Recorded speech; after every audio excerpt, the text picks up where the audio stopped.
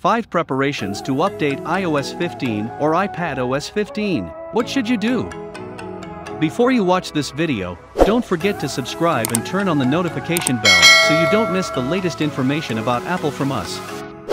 Previously, Apple announced that iOS 15 and iPadOS 15 will be released September 20, 2021.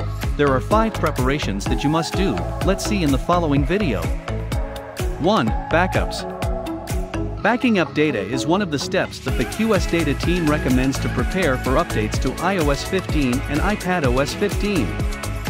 By backing up data, you can be calmer if, for example, the iOS 15 update has problems and makes the device error or problematic.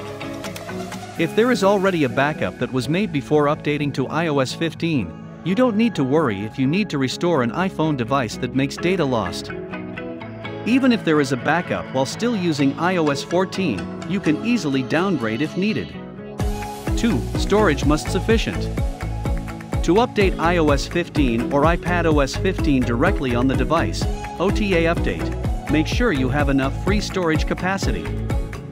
The iOS 15 or iPadOS 15 update document is up to 5 GB in size, depending on the device you're using and the version of iOS 14 that was previously installed. In order for the download and installation process to run smoothly, at least prepare storage of 2x the size of the iOS 15 update file that you will download. 3. Stable and fast internet connection.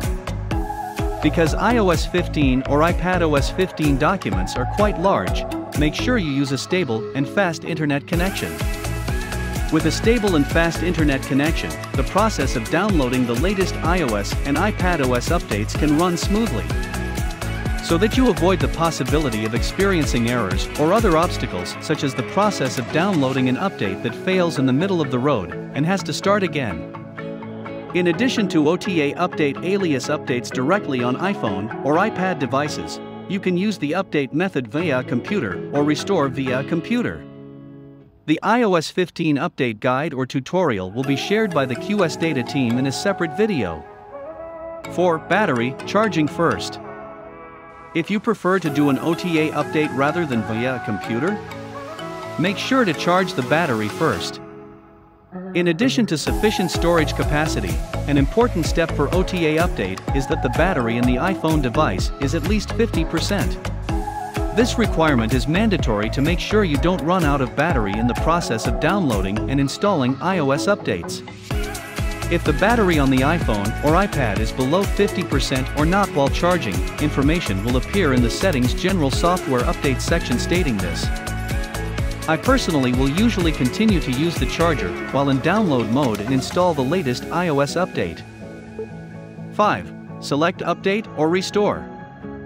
To upgrade to iOS 15, there are 2 main ways that can be done, namely Update or Restore. What is the difference? Update is the process of upgrading to the latest version of iOS or iPadOS without losing data, settings on the device and so on.